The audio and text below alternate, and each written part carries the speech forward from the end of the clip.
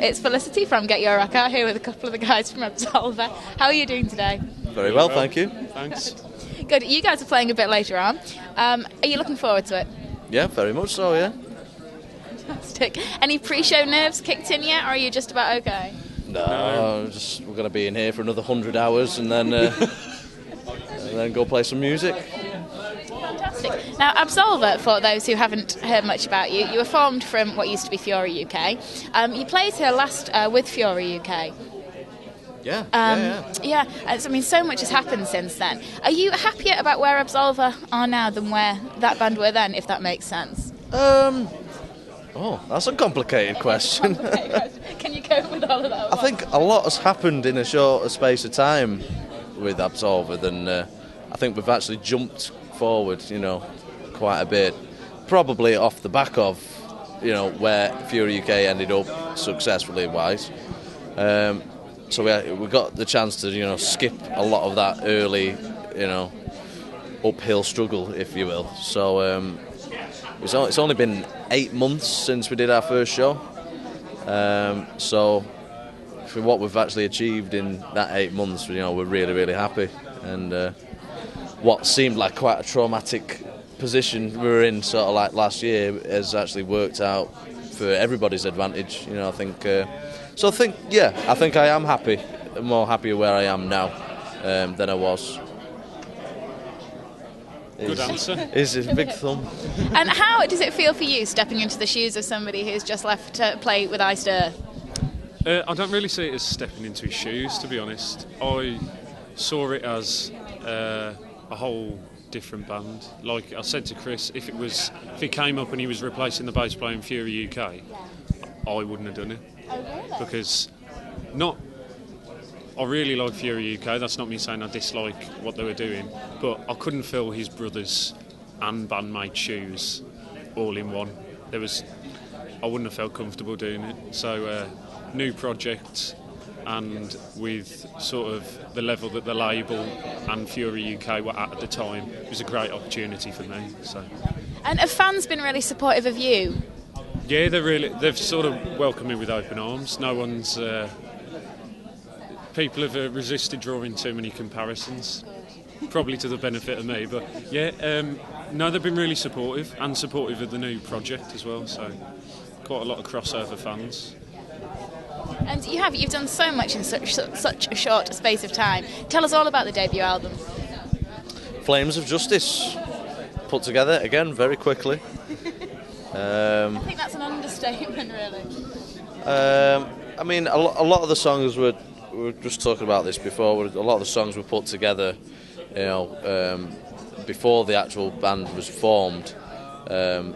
Pretty much the day I found out Luke was joining Iced Earth, I just sat in my room and, started writing like almost like a nervous writing. It's like, right, I need to do something, I need to crack on, and that's where, sort of like 80% of the album was written. And then once the band got together, we had to like hurry up and get a 30-minute set together because we had the dates supporting Iced Earth and we had Bloodstock coming up. And then we had a tiny little bit of breathing space where we were rehearsing really heavily between finishing the run of shows we did from Bloodstock to actually going into the studio. So it was a great process, really. I mean, because there was no room for error, and it really made us like totally over prepare for what we had coming up. So I think it shows with the end product, really, because I was really happy with all the songs. I think all of us were 100% happy with the performances, and I look at that album now and it's just like that is the best album I've ever played on, and definitely the best album I've ever sang on, so yeah, 100%. Fantastic. I mean, at the risk of upsetting the hardcore Fury UK fans, I mean, most people, are saying that Absolva is just in a league of its own, really, compared to that kind of stuff. I think people find that the heavier direction and the way you've done it this time is just absolutely fantastic. I mean, were you expecting such rave reviews? No, I wasn't really. I didn't really know what to expect, to be honest. I just wanted to do it, and I had this real big vision in my head that I wanted I definitely wanted to make it a metal band, you know, and not really anybody think, oh, it's hard rock band or it's a bit of this, bit of that. I wanted it to be a metal band, and definitely wanted it to be 2 guitars, a little bit thrashier, but loads of like twin lead, Maiden Priest harmonies, but like big choruses and everything that, you know, so heavy, but everyone can still latch on to a chorus and catchiness.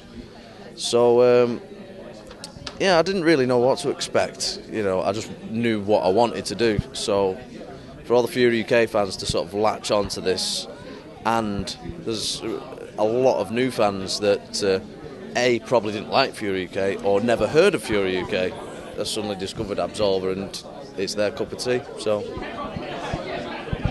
the set later, you're clashing with Hatebreed. Quite a terrifying thought. I mean, is that worrying you, or do you reckon that you'll be able to still pull a great one out? To be honest, I know it's probably controversial to say, but I'm not bothered in the slightest, to be honest. You know, if you're a fan of Hatebreed, you've got to be at Hatebreed. If you're not a fan of Hatebreed, or you're not that bothered, you've got to be to-ing and fro-ing or at Absolva. So it's nothing against Hatebreed, but you know, I'm not worried about it.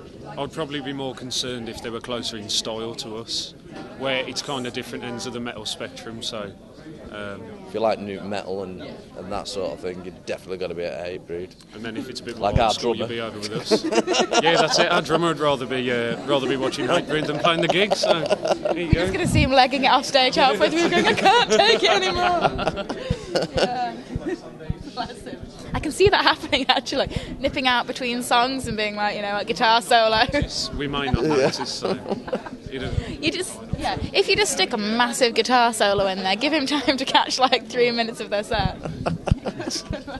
He's very quick. He's a fast mover, I'll tell you. On the drums, of course. On the drums, yes. I think we'll leave that one before we say anything else on that. The next kind of 6 months, where can we see you and what are you going to be doing? Well, we just started a 32-date European tour, which we started about at the start of February. Next weekend we play Whizfest, headlining Whizfest, which is sold out, and that's where we're going to be recording our first live DVD. That's going to be released about September time, we think. We've got 8 dates supporting Michael Schenker in Europe, and we're making a quick detour coming back to the UK, because most of the dates are in Europe, doing Switzerland, Holland, Belgium, Germany, Poland, France. But yeah, we're making a quick detour back to the UK because we've got the main support for Queensryche, along with Triaxis.